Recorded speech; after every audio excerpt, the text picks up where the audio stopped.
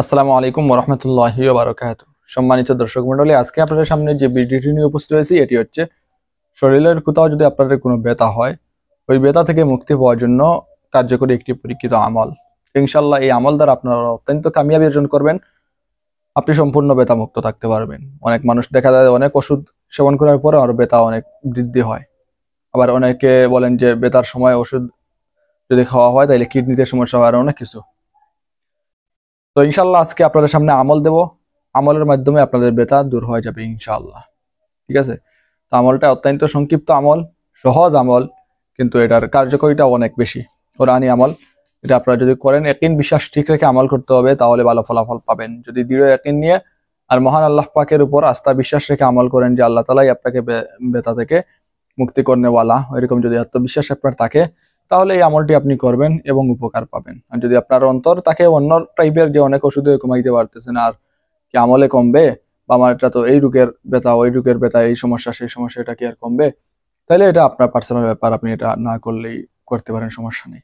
আর যাদের উদ্দেশ্য এটাই রয়েছে, যাদের একমাত্র ইয়াকিন রয়েছে যে আল্লাহ তাআলাই সব কাজ করার মালিক, আল্লাহ তাআলাই সুস্থতা করনেওয়ালা, আল্লাহ তাআলাই রোগ দিনেওয়ালা, তাহলে আপনারা এই আমল করবেন, ইনশাআল্লাহ অত্যন্ত উপকার পাবেন। তো অবশ্যই স্ক্রিনের মধ্যে আপনারা পরিষ্কারভাবে একটি নকশা দেখতে পারবেন।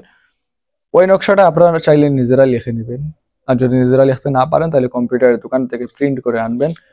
প্রিন্ট করে আনার পর আপনি 7 বার আয়াতুল কুরসি পাঠ করবেন।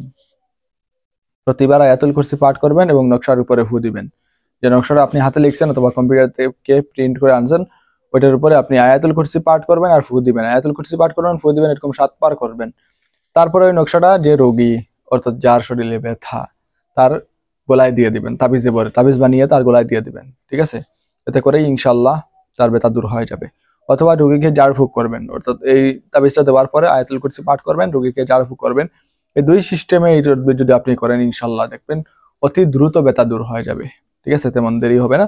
তো এটা আপনারা যে কোনো দিন করতে পারবেন, যে কোনো সময় করতে পারবেন, শুধু দিলেও ইয়াকিন নিয়ে করবেন, ইনশাল্লাহ অত্যন্ত উপকার পাবেন। ঠিক আছে, কারণ এই কোরআন তো নাজিল হয়েছে আমাদের উপকারের জন্য। আল্লাহ তাআলা কোরআন শরীফে বলছেন, ওয়ানুনাজ্জিলু মিনাল কুরআনি মা হুয়া শিফাউন ওয়া রাহমাতুল লিল মুমিনিন। আমি কোরআন নাজিল করেছি মুমিনদের শিফার জন্য, শিফা স্বরূপ। তো আমাদের জন্য কোনো সমস্যার সম্মুখীন আমরা যদি হই, এই কোরআন থেকে আমরা সমাধান পাবো।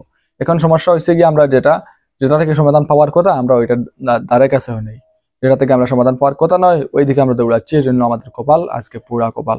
আমরা আজকে কোরআন শরীফের আমল করি কিন্তু আমরা ফল পাই না।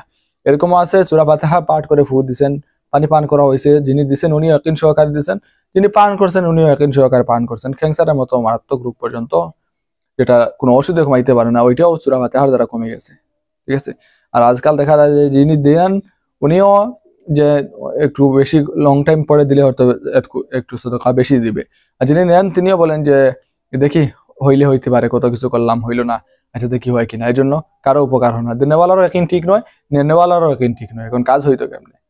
তো যাই হোক, একদিন ঠিক রেখে আপনারা আমল করবেন, ইনশাল্লাহ কিন্তু উপকার পাবেন। ঠিক আছে, এটা যে কোনো কালের কলম দিয়ে লিখলেই হবে অথবা যে কোনো প্রিন্ট করে আনলেই হবে, কোনো সমস্যা নেই। একদম সহজভাবে আপনারা এটা করতে পারবেন। তো যাই হোক, আজকে ভিডিও এই পর্যন্ত। আশা করি ভিডিওটি আপনাদের অত্যন্ত উপকার আসবে। পরবর্তী ভিডিও তখন আমন্ত্রণ জানিয়ে বিদায় নিলাম। সবাই ভালো থাকুন, সুস্থ থাকুন। আসসালামু আলাইকুম ওয়া রাহমাতুল্লাহি ওয়া বারাকাতুহু।